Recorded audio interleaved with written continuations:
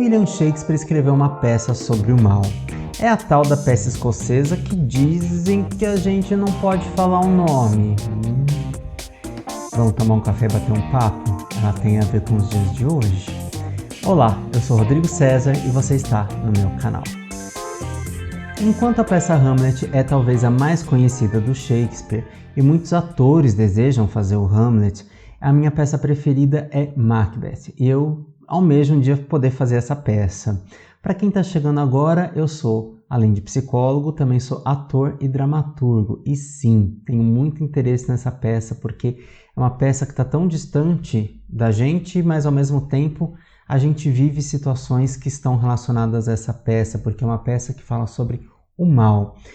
Macbeth, ele tem uma tradição, a peça tem uma tradição. Dizem que você não pode falar o nome da peça se você estiver ensaiando, se você estiver trabalhando nessa peça, você não pode pronunciar o nome da peça porque alguma tragédia pode acontecer. Mas como a gente não está em processo de montagem, podemos falar a respeito da própria peça e até mencionar o nome do Macbeth. A peça, ela vai tratar da história de Macbeth, que ele teve ali um vaticínio, ou seja, fizeram uma previsão, uma premonição de que ele seria rei, ele se tornaria rei.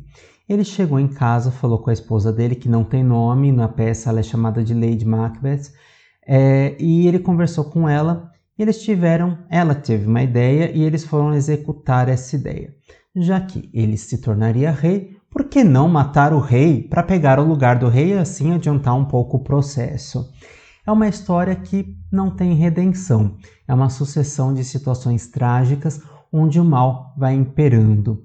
E há, sim, o assassinato do rei, tudo isso vai acontecendo e ali tem o desfecho da peça. Para quem quiser ler a peça, eu sugiro a edição da Nova Fronteira, que é de tradução da Bárbara Heliodora, talvez a maior estudiosa de Shakespeare no Brasil, provavelmente, e ela faz uma tradução bem fiel ao texto do Shakespeare. E essa capa aqui é do filme Macbeth com o Michael Fassbender. Eu não gostei muito do filme, o filme eu não acho que seja tão... ele não tem os diálogos tal qual aqui, mas ele trata da história do Macbeth. Mas é uma adaptação para filme da peça. Eu tive a oportunidade de assistir a peça com o Thiago Lacerda fazendo Macbeth e a Julia Gunn faria a Lady Macbeth, mas naquele dia ela não pôde estar, então eu assisti com a stand-in dela e a peça foi maravilhosa, maravilhosa aquela montagem. Eu vou deixar o link para compra desse livro aqui na descrição do vídeo, tá? Então é um link de afiliado, se você comprar o livro por esse link, você ajuda o canal também. Essa peça, ela trata dessa história que eu resumi para você ali no começo do vídeo, mas eu quero indicar esse outro livro para a gente fazer uma análise e para a gente conversar a respeito dessa peça, que é Mal, o Lado Sombrio da Realidade, do John Sanford, da editora Paulus. Também tem o link aqui na descrição do vídeo. O que esse livro fala? Ele vai falar sobre o arquétipo do mal. E por que é importante a gente pensar sobre o arquétipo do mal? O que é o arquétipo do mal? Arquétipos são formas e formas universais de comportamento, ou seja, estão dentro da nossa psique todos os arquétipos, todas as formas de comportamento do mundo, só que de acordo com a nossa história, alguns se manifestam e outros não. Isso faz com que a gente também tenha dentro da gente o arquétipo do mal. E o arquétipo do mal, ele não é o arquétipo da maldade, onde a gente faz um comentário nocivo, um comentário maldoso. O arquétipo do mal é uma força destruidora. Ela destrói tudo. Algumas pessoas até pensam que o deus Shiva, lá do hinduísmo, ele pode ser o deus da maldade, mas não é. O deus Shiva, ele também não está no lugar desse mal, que é essa força destruidora. É uma força destruidora para aniquilar, para exterminar, para tudo.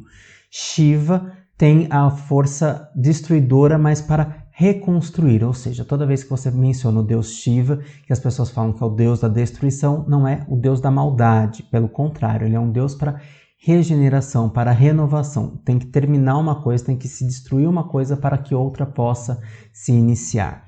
Já o arquétipo do mal não tem isso. O arquétipo do mal, ele é mega destrutivo. Ele vai, por onde ele passa, ele destrói, ele não edifica nada. Se você estiver gostando do vídeo, já deixa seu like e aproveita para se inscrever no canal, porque toda segunda, quinta e sábado, às 11 horas, temos vídeos sobre arte, cultura e comportamento. E agora eu quero propor para você uma reflexão, inclusive sobre o momento que nós estamos vivendo, principalmente aqui no nosso país, Brasil.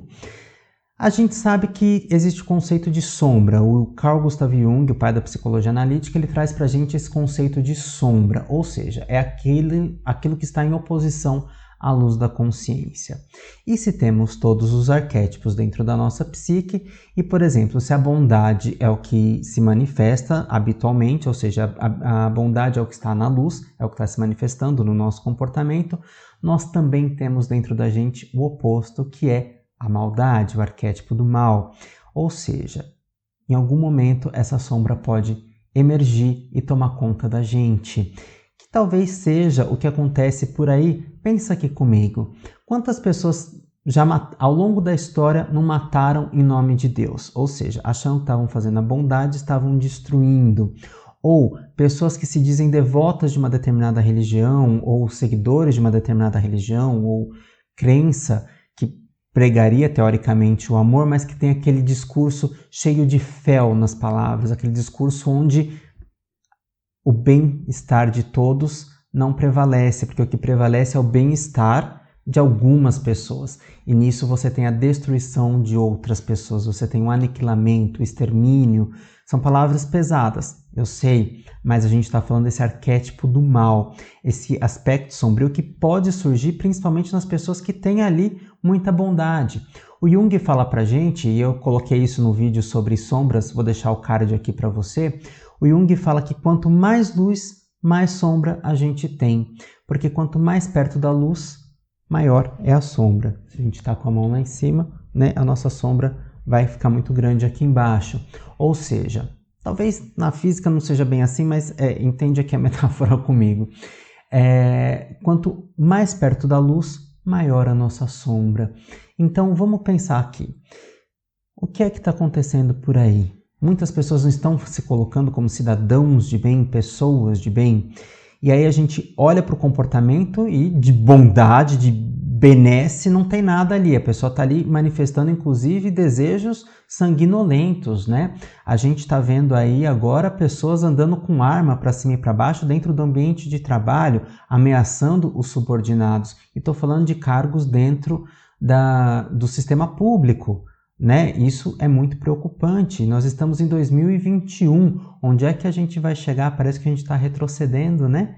Então, será que nós não estamos aí enquanto um coletivo, enquanto país, esse país enquanto um coletivo, será que nós não estamos deixando a sombra se manifestar demais da conta e não estamos dando conta da sombra?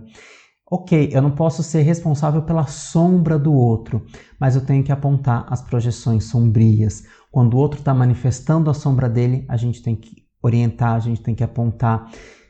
Não devolver na mesma moeda, mas levar o esclarecimento desde que a pessoa queira. Esclarecimento é a luz que está chegando, não é? Então, como é que a gente pode trabalhar de diversas maneiras a mostrar para as pessoas que elas estão tomadas por um arquétipo, né? Ou melhor, por um complexo, que no núcleo desse complexo existe ali o arquétipo do mal, essa força destrutiva.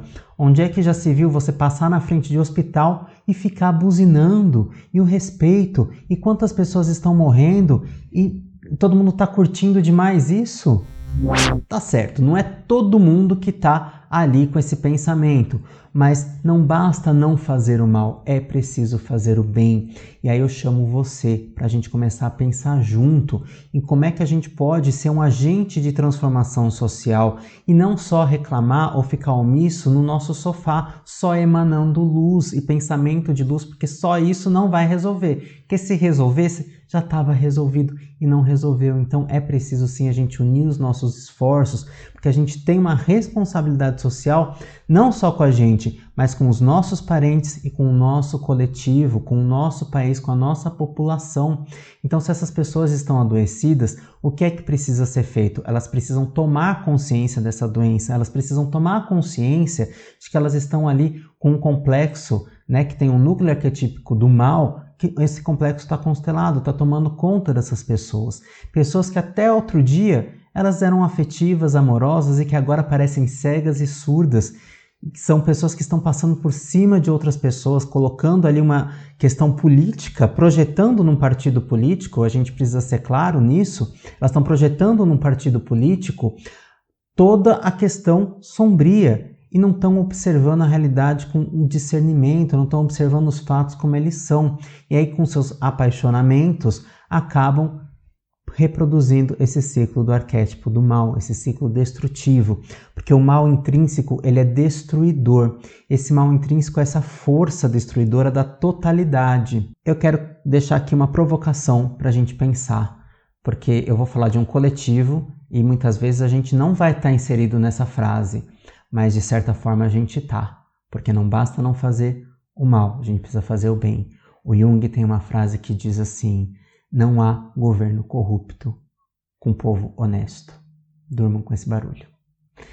Se você gosta desse vídeo, desse tema de vídeo, se inscreve aqui no canal. Um grande abraço e até o próximo vídeo.